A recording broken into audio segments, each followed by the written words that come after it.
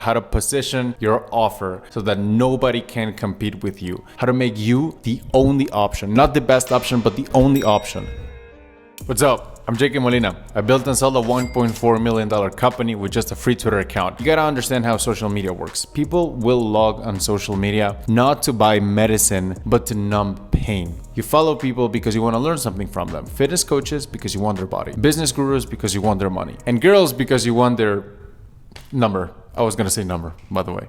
You follow people because you want to learn something from them. And when people log online, they know they can buy medicine. They know there are products, coaching, consulting, but they don't have a big enough pain to justify buying it. So what they do is they read the free content and they use it to numb their pain, because scrolling is smaller than the pain of buying. Everybody has different pain thresholds, but when they reach it, they will be in so much pain that they will look for a solution, and they won't want to think about it because they're in pain, right? Like if you're burning, you don't really care if the water you're gonna jump into is dirty, you just gotta jump. At that point, people will be in so much pain that they will buy the first solution that comes to mind. Being that first solution that comes to mind, that's positioning. And that's what we're gonna cover today. So that when people have that pain, the first person they think about is you. And they'll show up to your door with their credit card and they'll just give you money. And once you understand this, you're gonna make a lot of money. So let's get to it. There are two paths you can take to be the best. The first one is to become the best by addition. You become the best by addition by promising more things, by solving more problems, by solving bigger problems. I don't recommend this. At some point, you end up in a position in which you solve many problems at a good enough level, but not one at an elite level. And only elite level problem solvers take space in people's minds. Instead, I recommend becoming the best by subtraction. Subtraction is solving less problems, but solving them better. And the best example I can think about of this is fitness coach Brett Contreras. So Brett Contreras is known as the glute guy. But if you go to his website, you'll find an astounding number of ass.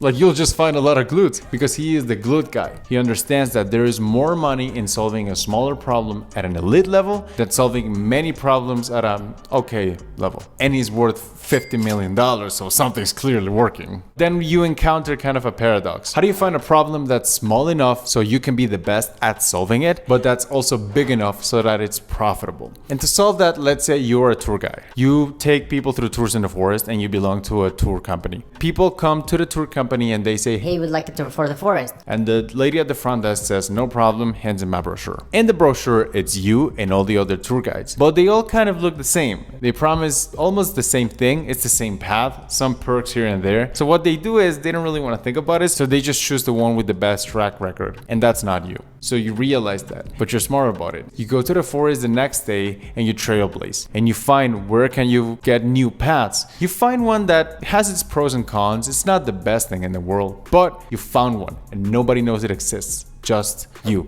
Which means you are the best at finding that path. The important thing to note here is that everybody promises the same thing. You don't promise anything different, but you promise a different path.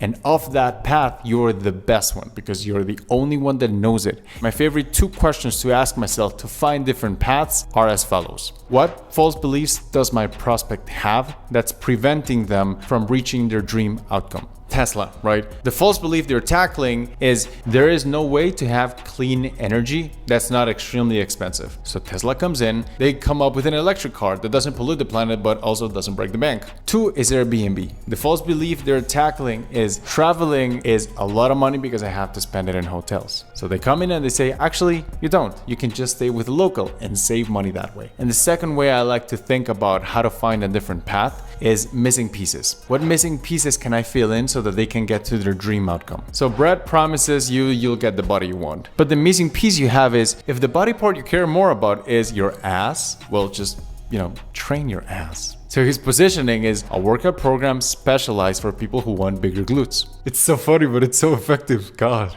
Second one is Grammarly. Maybe you write a lot, but your English isn't the best. English is your second language. Like me, I use Grammarly a lot. So Grammarly fills in as the missing piece and tells you, you do your thing, you just write, we'll correct you along the way. Airbnb doesn't give you the best staying experience. Tesla doesn't give you the best driving experience, but that doesn't matter because they understand one very simple truth that I'd like you to understand as well, which is you're not in the business of being the best. You're in the business of being the only. So let's take it back to marketing. Marcos is a ghostwriter. And if you know anything about ghostwriting on Twitter, is that there's thousands of people that promise ghostwriting and they all kind of promise the same thing. And at some point it gets ridiculous. Marcus saw this and he said, there's no way I can compete with people that have hundreds of thousands of followers and promise ghostwriting. Like, they just have so much more credibility than me. So what he did is, screw growth. I'm the monetization ghostwriter. The ghostwriter for people who are more interested in building a business than building an audience. And he's making $30,000 with 11,000 followers. So something's working. So how do you find your unique positioning? Now it's your turn. So first thing is, you got to find your dream outcome. And don't get too caught up here. People kind of want the same things. They just want to get leaner, they just want more money, and they just want better relationships. Like, don't get too deep into this. Take a piece of paper and split it in half. In one side, you're going to write false beliefs. And then the other side, you're gonna write missing pieces. And then write as many as you can. Just go ham. Like, you should have 10, 15, 20 on each side. So all these false beliefs and missing pieces occur to you for a reason. There's a reason, besides the money, that you don't sit and watch Netflix all day. That you actually build an audience and talk about things and niche down, and you're watching this video and create content and add value, because at some point in that amalgamation of stuff, you found something that really helped you. And this is why you wrote the false beliefs and the missing pieces that you wrote, because it really helped you. And what you gotta do is you gotta read through those and think, which one of these has helped me the most? And eventually when you find one, it'll feel different. It will just feel like this is right. And this is what you want people to feel, because then you'll have evidence that it works. You are the evidence that it worked. And you'll also have the belief and the conviction that if it helped you, you can use that gift to also help others. And that's how you position yourself. You find a false belief or a missing piece that really helped you, and when you find one, you just say that 1,000 times until people start believing it, which is also known as my Twitter strategy. I'll just say likes and cash 10,000 times every month, and somehow it's working. So hopefully it also works for you. Hope this video worked for you. If you want to grow your audience, I'm not your guy. But if you want to monetize your audience, you can subscribe to the channel and watch the other videos. And remember, likes and cash.